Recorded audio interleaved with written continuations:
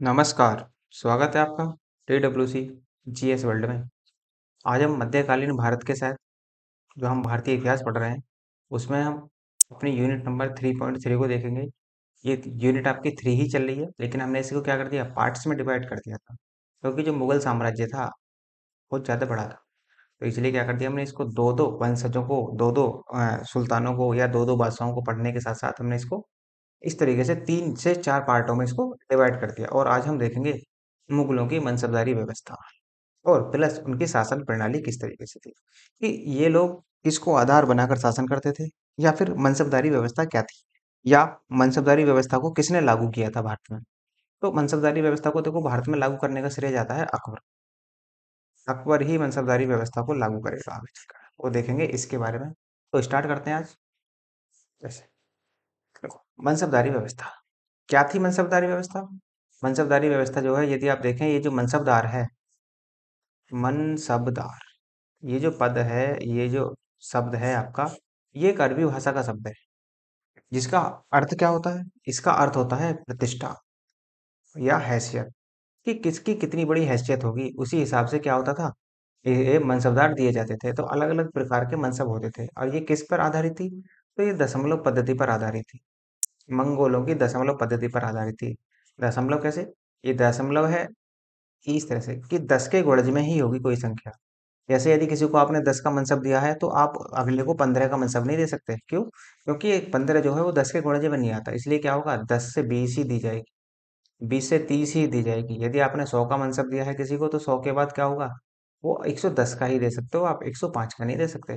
तो ये 10 के गुणज में इस तरह से चलती थी। इस प्रथा की शुरुआत की किसने थी, तो अकबर ने इस प्रथा की शुरुआत की थी। मंगोलों की दशमलव पद्धति पर आधारित थी। और देखो, प्रारंभ में जब अकबर ने इसे प्रारंभ किया था, तो सबसे छोटा जो मनसब था वो 10 का था, और सबसे बड़ा मनसब जो दिया गया था वो 10,000 का था। लेकिन जैसे जैसे हम आगे बढ़ेंगे, जैसे शाहजहां के काल में देखेंगे, तो यहाँ पर 40,000 से 60,000 तक के भी मनसब दिए जाने लगे। लेकिन अकबर के समय में 5,000 से ऊपर के मनसब केवल और केवल राजकुमारों को दिए जाते थे। इससे पहले किसी को नहीं दिए जाते थे। तो जो राजकुमार होते थे, या राजकुमार मतलब जो राजा का पुत्र होता था, या जो बादशाह का पुत्र होता था, उसी को ही 5,000 से ऊपर के मनसब दिए जाते थे। वैसे अकबर के समय में 5,000 के ऊपर के मनसब राजकुमारों को दिए गए। लेकिन शाहजहां के समय में आते आते क्या हुआ, ये जो मनसब थे आपके, ये इनको बढ़ा दिया गया। जैसे दारा सिकों को 40,000 और 60,000 का भी मनसब प्राप्त हुआ था।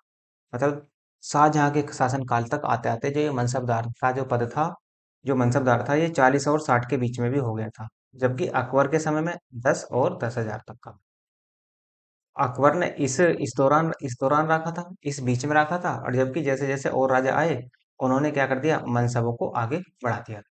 अब देखो, ये पॉइंट जो है, ये बहुत ज्यादा इंपॉर्टेंट पॉइंट है, कि अबुल फजल ने मनसबों की कितनी श्रेणियों का व्याख्या की है। तो अबुल फजल ने मनसबों की 33 श्रेणियों की व्याख्या की थी। ये 33 श्रेणियां थी मनसब में। इसका मतलब अबुल फजल के अनुसार जो मनसबों की श्रेणियों को डिवाइड किया गया, वो 33 श्रेणियों में उसको बांटा गया था। और देखो, ये किस तरीके से थे, तो जो उच्च स्तर का मनसब था, वो 2500 से 5,000 तक का होता था। और जिस व्यक्ति को 2500 से 5,000 तक का मनसब मिलता था, उसे अमीर आजम कहा जाता था। ये आप ध्यान रखना, कि उच्च स्तर के मनसब कौन से थे, ये पूछा जा सकता है आपसे। तो उच्च स्तर के मनसब जो थे, वो 2500 से 5,000 तक के थे। तो जो उच्च स्तर के मनसब दिए जाते थे, तो उन्हें क्या कहा जाता था, तो उन्हें अमीर आजम कहा जाता था।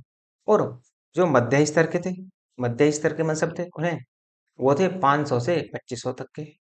500 से 2500 तक के मनसबों को मध्यम स्तर के मनसब कहा जाता था, और इन्हें अमीर कहा जाता था। फिर उससे नीचे आते थे निम्न स्तर के मनसब, जो 500 से छोटे का मनसब होता था, तो उसे निम्न स्तर का मनसब कहा जाता था। तो और इसको क्या कहा जाता था, मनसबदार कहा जाता था। तो निम्न स्तर के मनसबदार को मनसबदार ही कहा जाता था, जबकि मध्य स्तर के मनसबदार को अमीर कहा जाता था, और उच्च स्तर के मनसबदार को अमीर आजम कहा जाता था। ये मेन पॉइंट यहाँ पर आप ध्यान रखना, कि किस किस तरीके से कंडीशन बनेगी यहाँ पर। यदि किसी के पास 500 से लेस देन कम है, और यदि 500 से कम है, तो वो मनसबदार कहलाएगा। और 500 से बड़ा है, और क्या हो जाए, उससे क्या हो जाए, ये छोटा हो जाए, किससे, आपका 2500 से छोटा हो जाए, तो ये अमीर कहलाएगा। और उसके बाद में यदि 2500 से बड़ा हो जाता है मनसब, तो वो अमीर आजम की श्रेणी में आ जाता है। 1597 ईस्वी में अकबर ने सवार के साथ जात को जोड़कर इसे क्या बना दिया, द्विआधारी बना दिया था। अब देखो जात क्या होती है और सवार क्या होती है, इनके बारे में देख लेते हैं।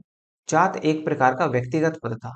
व्यक्तिगत मतलब निजी, उसका किसी व्यक्ति का निजी पद को ही क्या कहते हैं, जात कहा जाता था। अब इसमें देखो क्या क्या कंडीशन बनती थी जात और सवार में, देखो उच्च स्तर में जो होता था वो जात के बराबर सवार रख जाता था।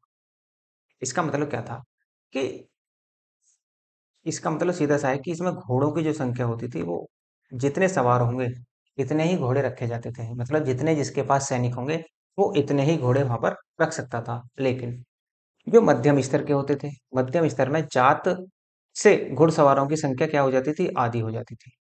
मतलब जितने जात होंगे उसमें घुड़सवारों की संख्या क्या हो जाएगी, आधी हो जाएगी। जबकि उच्च स्तर के मनसब में जो जात थे उतने ही, जितने जात होंगे इतने ही सवार होंगे, मतलब जितने सैनिक होंगे इतने ही घोड़े होंगे। लेकिन यहाँ क्या कंडीशन बनी, यहाँ सीधी सी मध्यम स्तर के कंडीशन में ये बन गई कि जो घुड़सवारों की संख्या होगी वो जात से आधी कर दी गई, मतलब सैनिकों से आधी कर दी गई। और निम्न स्तर में जात जो थे वो घुड़सवारों की संख्या के आधे से कम होती थी, लेस देन 1/2, इससे कम होती थी, चलो आधे से कम। और यदि आधी है तो मध्यम स्तर का, आधे और बराबर है तो उच्च स्तर का।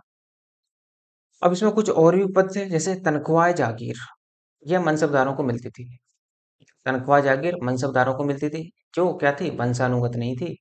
इसका मतलब क्या था कि जो मनसबदार होता था उसका जो पद था वो वंशानुगत नहीं था। कि ऐसा वंशानुगत का मतलब ये होता है कि यदि कोई पद पर रहते हुए भी किसी की मृत्यु हो जाती है तो ये जरूरी नहीं है कि उसका पुत्र ही उस पद पर बना रहेगा, बैठेगा। ये कोई यहाँ पर कंडीशन नहीं थी। और ये स्थानांतरित थी, मतलब ये इसको स्थानांतरित किया जा सकता था। मतलब कहने का यह है, यदि किसी की व्यक्ति की मृत्यु पद पर रहते हुए हो जाती है तो उसके उस हिसाब से योग्य व्यक्ति को, किसी अन्य व्यक्ति को वहां पर बिठाया जा सकता है, ना कि उसके पुत्र को, मरने वाले व्यक्ति के पुत्र को ही बिठाया जाए। दूसरी होती थी वतन जागीर, सबसे ऊंचे पद वालों को मिलता था ये। और यह वंशानुगत के साथ साथ क्या था, अस्थानांतरीय था। ये देखो, ये जो वतन जागीर थी, सबसे ऊंचे जो पद होते थे उनको दी जाती थी, और ये वंशानुगत था। ध्यान रखना है कि तनख्वाह जागीर वंशानुगत नहीं थी, जबकि वतन जागीर वंशानुगत थी। अब इसमें क्या होगा, इसमें होगा कि यदि जागीर वाला व्यक्ति की मृत्यु हो जाती है तो उसका पुत्र ही वहां पर क्या बैठेगा, उस पद को धारण करेगा, चाहे अब वह उसके योग्य हो चाहे ना हो। अब देखो जितने भी बड़े ऊंचे पद मिले थे वो सब किसको थे, मुस्लिमों को मिले हुए थे। तो इसलिए इन्होंने इस व्यवस्था को क्या कर रखा था, वंशानुगत बनाकर रख रखा है। कुछ पद पर, कुछ ऊंचे उच्च पद पर हिंदू भी थे, लेकिन बहुत कम मात्रा में थे। फिर ये स्थानांतरित, ये राजपूतों को मान्यता के रूप में जीत दी जाती थी, कि ये राज्य राजपूतों को दी जाती थी मान्यता के रूप में। नेक्स्ट है अतल मागा। अतल मागा, इसकी शुरुआत जो करेगा वो जहांगीर करेगा। अतल मागा की शुरुआत जहांगीर ने की, और किसको मिलती थी, ये कुलीन मुस्लिमों को दी जाती थी। अतल मागा, जो कुलीन मतलब जो धनी मुस्लिम होते थे, जो अमीर मुस्लिम होते थे, उनको दी जाती थी ये अतलक मागा। अकबर ने 1597 ईस्वी में दाग और चेहरा प्रथा की शुरुआत की थी। देखो दाग और चेहरा की प्रथा की शुरुआत, यदि आप पीछे देखें, रिमाइंड करो थोड़ा सा, दिल्ली सल्तनत में जब हमने अलाउद्दीन खिलजी पढ़ा था, तो दाग और चेहरा प्रथा की शुरुआत किसने भी कर दी थी, दिल्ली सल्तनत में अलाउद्दीन ने भी कर दी थी। और इसके अंतर्गत इसने दाग एवं मुहाली विभाग का भी गठन किया था। इसमें क्या होता था, घोड़ों को दागा जाता था, घोड़ों पर एक ठप्पा या एक मोहर लगा दी जाती थी कि हाँ जी ये इस सामंत के या इस राजा के घोड़े हैं, ताकि उनका प्रयोग कोई दूसरा व्यक्ति ना कर सके। जहांगीर ने दुयस्पा, दुयस्पा मतलब दुगने घोड़े रखने वाला, और सिंगस्पा, सिंगस्पा का मतलब तिगने घोड़े रखने वाले प्रथा की शुरुआत की थी। अब देखो दुयस्पा और सिंगस्पा की शुरुआत किसने की, तो जहांगीर ने, ये आप ध्यान रखना। इससे पहले महावत खां को दिया गया था यह पद, और इसने सालाना वेतन के स्थान पर मासिक वेतन की भी शुरुआत की थी। ये आप ध्यान रखेंगे कि जो सैनिकों को सालाना वेतन मिलता था, अब उसके स्थान पर क्या कर दिया गया, अब उसके स्थान पर मासिक वेतन दे हो गया था यहाँ पर। औरंगजेब ने मशरूत जोड़ा था इसमें, औरंगजेब ने एक मशरूत शब्द जोड़ा था। यह विशेष सैन्य अभियान पर सवार की संख्या जो जात की संख्या से अधिक रखा जाता था। इसका मतलब ये था कि जितने सवार होंगे उसमें जातों की संख्या उससे अधिक होगी, सवारों से अधिक रखी गई थी यहाँ पर, जो ये मशरूत जोड़ा गया था औरंगजेब के द्वारा। रोजिंदार, रोजिंदार कौन थे? ये मुगल कर्मचारी होते थे, ये मनसब नहीं थे, ये ध्यान रखना। रोजिंदार कौन थे? ये मुगल, जैसे आप ये कह लो जो राजभवन में कार्य करते थे वो कर्मचारी कहलाते थे, तो ये मुगल कर्मचारी थे, इन्हीं को ही मुगल कर्मचारियों को ही रोजिंदार नाम दिया गया था। और सबसे कम मनसब तो वो था किसके शासनकाल में रहा? अकबर के काल में था। और सर्वाधिक मनसब औरंगजेब के शासनकाल में था, ये आप ध्यान रखना। मनसब 1803 का था अकबर के शासनकाल में, जबकि मनसब जो था और जो सर्वाधिक मनसब दिए गए, ये ध्यान रखना है कि सर्वाधिक मनसब किसके शासनकाल में दिए गए, तो सर्वाधिक मनसब दिए थे औरंगजेब ने। ये आप ध्यान रखना कि सबसे कम मनसब किसके शासनकाल में दिए गए, तो अकबर के शासनकाल में। सर्वाधिक मनसब किसके शासनकाल में दिए गए, तो औरंगजेब के शासनकाल में सर्वाधिक मनसब दिए गए थे। नेक्स्ट देखो, मुगल कालीन शासन प्रणाली, ये किस आधार पर ये शासन करते थे?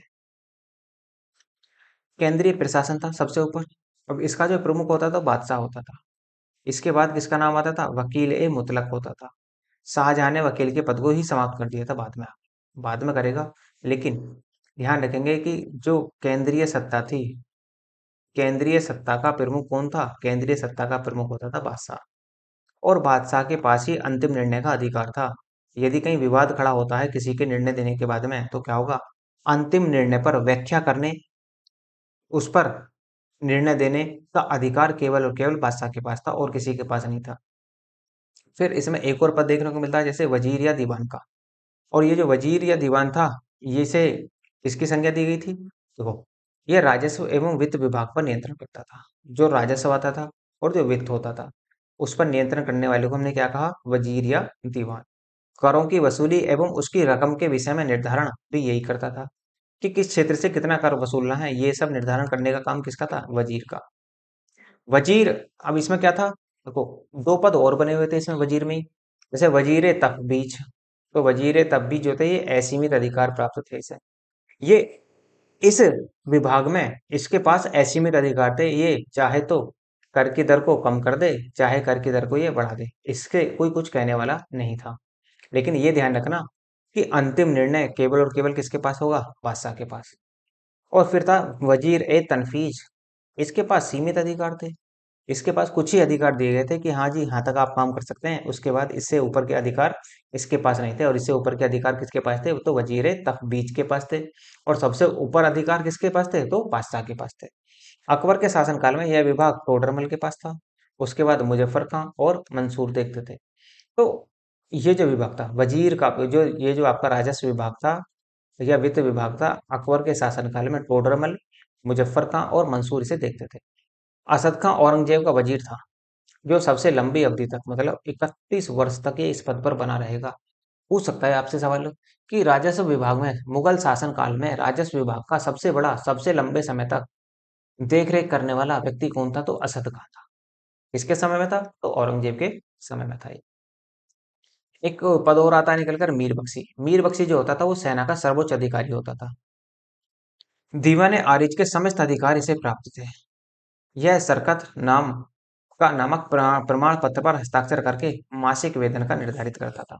कि देखो, यदि किसी व्यक्ति को या महीने के अंत में जब सेना का महीना पूरा होता था, तो उसको वेतन, वो भी किसके किसके आधार पर दिया जाता था? तो ये जो था मीर बख्शी ही प्रमाण पत्र पर या हस्ताक्षर करता था। सरकत नामक प्रमाण पत्र पर हस्ताक्षर करने के बाद ही क्या होता था? सैनिकों को वेतन मिलता था यहाँ पर। यह पद अकबर के शासनकाल में प्रारंभ हुआ था, मीर बख्शी का। अब एक और पद देखने को मिलेगा, खाने समा। इसे मीरे समा भी कहा जाता है। इसका कार्य शाही रसोईघर तथा राजमहल की अन्य आवश्यकताओं को देखना होता था। चलो, जो शाही राजमहल में जो भी कुछ बनना है, उसकी देखरेख, उसकी टूट फूट राजमहल की, तो ये सब किसके हाथ में था? खाने समा के हाथ में था ये सब कुछ। इसके अधीन दीवाने बयातूत, मुंसर्रिफ, दरोगा और तहसीलदार कार्य करते थे। तो यहाँ पर इतने लोग खाने समा के अंडर में काम करते थे, ये वाले दीवाने बयातूत, मुंसर्रिफ, दरोगा और तहसीलदार। सद्र और सुदूर, एक पद और मिलेगा आपको देखने को। तो ये क्या था? सद्र और सुदूर, ये धार्मिक मामले, दान संपत्ति का विभाग का प्रधान होता था। ये ध्यान रखेंगे कि धार्मिक मामले कौन देखता था? तो सद्र और सुदर। दान संपत्ति की देखरेख कौन करता था? किसको दान देना है, किसको दान नहीं देना, तो ये सब निर्णय था सद्र और सुदूर के पास। संतों के पालन पोषण के लिए दी गई भूमि जो कर मुक्त रहती थी उसे संयूरगल कहा जाता था। संयूरगल या मदते मास कहा जाता था। ये कह लो कि संतों को जो भूमि दान में दी जाती थी वो कर मुक्त होती थी और उस भूमि को संयूरगल या मदते मास कहा गया। मुगल बादशाहों में अकबर और औरंगजेब ने अपने सद्रों को अपदस्थ कर दिया था। मतलब तो मुगल बादशाह अकबर ने भी और औरंगजेब ने भी जो सद्रों का ये जो सद्र थे आपके इस पद को हटाने का पूरा पूरा इन्होंने प्रयास किया था। हालांकि अकबर और औरंगजेब ने इस पद को समाप्ति कर दिया था। फिर एक पद और देखने को मिलेगा आपको काजी उल कुजात का। तो फौजदारी मुकदमों का फैसला इस्लामी कानूनों के अंतर्गत होता था। जो भी इस्लाम में कानून बने हुए थे उसके आधार पर ये निर्णय लेते थे। तो देखो कितना सही था निर्णय, वो तो उस समय की परिस्थितियां ही बता सकते हैं कि कितना निर्णय सही था।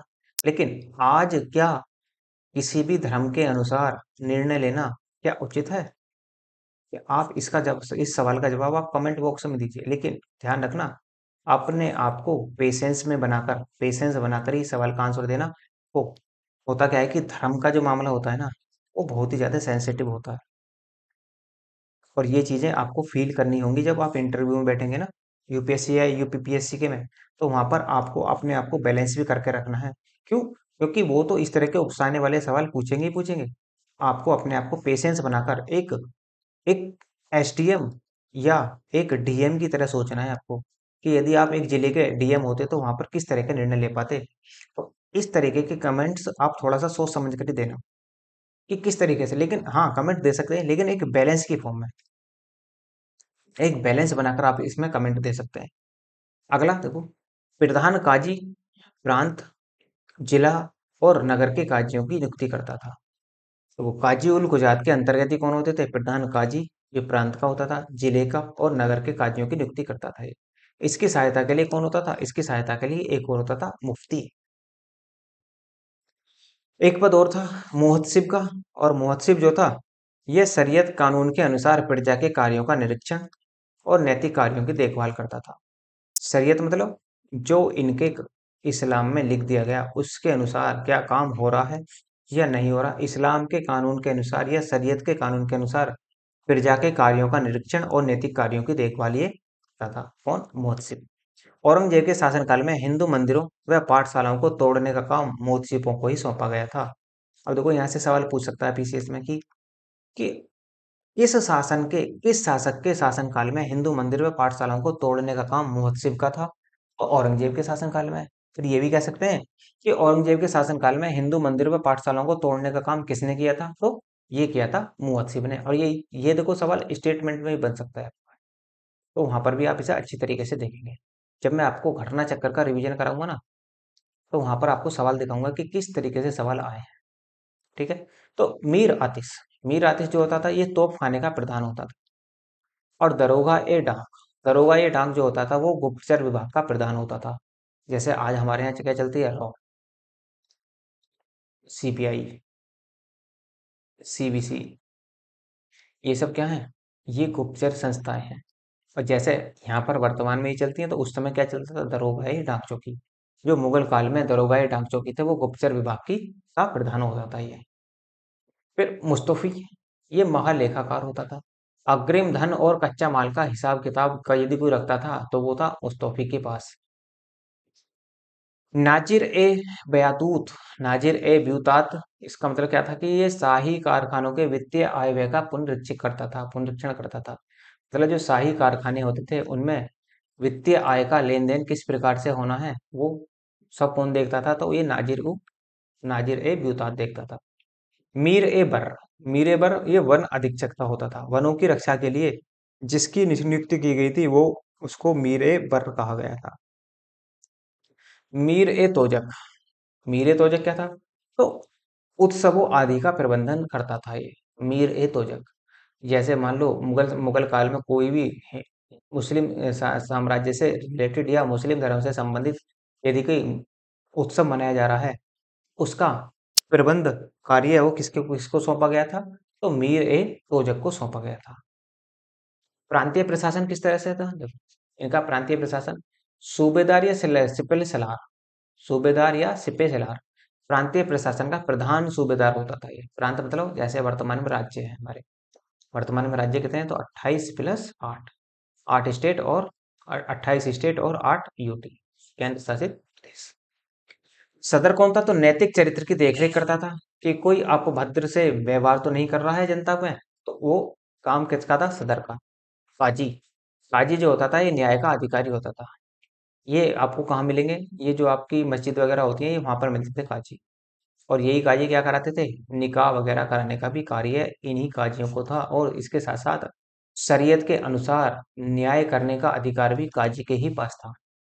फिर प्रांतीय बख्शी देखने को मिलेगा आपको। तो प्रांतीय बख्शी का काम क्या था? तो सूबे की सेना का देखभाल करता था ये। जो सूबा होता था, क्षेत्र होता था, वो उसकी सेना की देखभाल प्रांतीय बख्शी के हाथ में थी।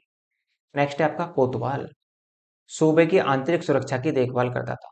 सूबे की आंतरिक सुरक्षा, जो अंदर की सुरक्षा होती थी, वो सूबे की देखभाल कौन करता था? तो कोतवाल।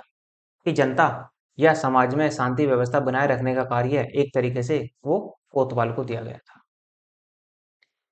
जिला या सरकार का प्रधान कौन था? जैसे देखो, फौजदार। फौजदार कौन था? सरकार या जिले का मुख्य सेनाधिकारी होता था। अमलगुजार, अमलगुजार जो था परगने का वित्तीय अधिकारी होता था। जैसे तहसील वगैरह को कहते हैं। फौतदार, फौतदार जो था एक खजांची होता था।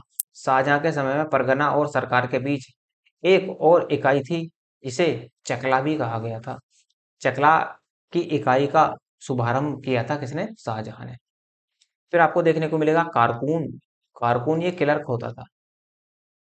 फिर एक पद और मिलेगा देखने को, कानून को का। कानून को क्या था? पटवारियों का प्रधान अधिकारी होता था, जो वर्तमान में भी है। ये वर्तमान में भी तो यही कंडीशन है कि पटवारियों का, या ये जो कानून को बैठता है, कहाँ बैठता है? तहसील में। और सभी पटवारियों के ऊपर जो काम करता है, या जो सभी पटवारियों से काम करवाता है, वो कानून को कहलाता है। तो ये पटवारियों का प्रधान अधिकारी होता था। ग्राम प्रशासन, परगने के अंदर कई गांव होते थे, और मुगल काल में गांवों को मावदा या डीट कहा गया था। जैसे आज हम गांव कह देते हैं, तो उस समय पर मावदा या डीट कहा जाता था। मावदा के अंतर्गत छोटी छोटी बस्तियां होती थी। देखो जैसे आज भी है, जैसे ये एक कोई गांव है, तो इसी गांव में क्या होगा? पर्टिकुलरली छोटी छोटी बस्तियां भी होंगी। और इन बस्तियों को क्या कहा गया था? नागला कहा गया। मुकद्दम जो होते थे, वो गांव का प्रधान अधिकारी होता था। वो आज भी वर्तमान में भी देखो, मुकद्दम शब्द जैसे ये शब्द सब खत्म कर दिए गए हैं भारत सरकार द्वारा, लेकिन आज भी यदि चले जाएं तो बहुत से लोगों को गांव में उपाधि मिल जाती है इस तरह की, कि जी मुकद्दम थे, ये पहले इस तरह से थे। तो आज भी देखने को मिल जाएगा। खुद खुद जो होता था वो गांव का जमींदार होता था। जमींदार कैसे? अमीर लोग होते थे। इन्हीं के पास क्या होती थी? गांव की जमीन ज्यादातर इन्हीं लोगों के पास होती थी। जो आम जनता थी, वो इन्हीं लोगों की जमीन पर खेती करती थी। चौधरी, चौधरी जो होता था वो भू राजस्व का प्रमुख अधिकारी होता था, चौधरी। पटवारी, गांव की समस्त भूमि का ब्यौरा रखने वाला कौन होता था? तो पटवारी होता। ये मैंने शायद आपको पीछे ही बताया था कि चौधरी चरण सिंह ने इस शब्द को, पटवारी शब्द को किसके साथ रिप्लेस कर दिया 1984 में? 1984 में रिप्लेस कर दिया था लेखपाल के साथ। लेखपाल के साथ इसको रिप्लेस कर दिया था इन्होंने। अब देखो, इनके बारे में आपको इतना ही पढ़ना है। जो आपका मनसबदारी व्यवस्था थी, इससे ज्यादा आपसे इससे बाहर नहीं जाएगा सवाल आपका। प्री के लिए तो नहीं जाने का, ठीक है। मेंस के लिए तो अलग से ही क्लास चलेगी खैर। और जो आपकी इनके शासन करने की प्रणाली थी, कौन सा शासन, कौन क्या था, गुप्तचर विभाग का कौन था, राजस्व विभाग का मंत्री कौन था, तो ये आपको थोड़ा सा ध्यान रखना। एक बार में समझ में ना आए, दो बार देखो। दो बार में समझ में ना आए, तीन बार देखो। तो लेकिन देखना जब तक है जब तक आपको याद ना हो जाए, ठीक। तो अब यदि आपको ये लगता है कि इसकी पीडीएफ भी होनी चाहिए, तो नीचे डिस्क्रिप्शन में टेलीग्राम और व्हाट्सएप का लिंक दिया हुआ है। दोनों में से किसी एक को ज्वाइन कर लीजिए, तो वहां पर आपको इसकी पीडीएफ भी टाइम टू टाइम मिलती रहती है, ठीक। और यदि आपको कंप्लीट हिस्ट्री का नोट्स चाहिए, कंप्लीट हिस्ट्री का नोट्स पीडीएफ फॉर्म में चाहिए, तो आप उसके लिए मुझे मेल कर दीजिए। और मेल के माध्यम से बताना है आपको कि नोट्स जो चाहिए वो आपको सॉफ्ट कॉपी के रूप में चाहिए। सॉफ्ट कॉपी चाहिए, देखो, तो जो सॉफ्ट कॉपी चाहिए वो तो तुरंत ही मिल जाएगी आपको मेल के द्वारा। लेकिन यदि आपको हार्ड कॉपी चाहिए, तो हार्ड कॉपी के लिए 10 से लेकर 10 दिन का क्या मिलेगा? टाइम। और उसके बाद में कोरियर के माध्यम से वो आपके अपने पते पर, एड्रेस पर भेज दी जाएगी, ठीक। और यदि आपको लेक्चर अच्छा लगा हो तो लाइक कीजिए, शेयर कीजिए और सब्सक्राइब कीजिए। देखो, आपका ये काम जो लाइक और शेयर सब्सक्राइब का है, ये एक हमारा लिए मोटिवेशन का कार्य करता है। इसलिए आप इनमें चूक ना करें, और यदि आपको देखो लेक्चर अच्छा नहीं लगता तो आप डिसलाइक कीजिए, लेकिन डिसलाइक करने के बाद में आप ये ज़रूर बताना कि क्या इम्प्रूवमेंट चाहते हैं आप लोग इसमें, ताकि उसे क्या-क्या ताकि उसे आगे चलकर सुधारा जा सके। तो यहीं तक रखेंगे इसको। तो धन्यवाद।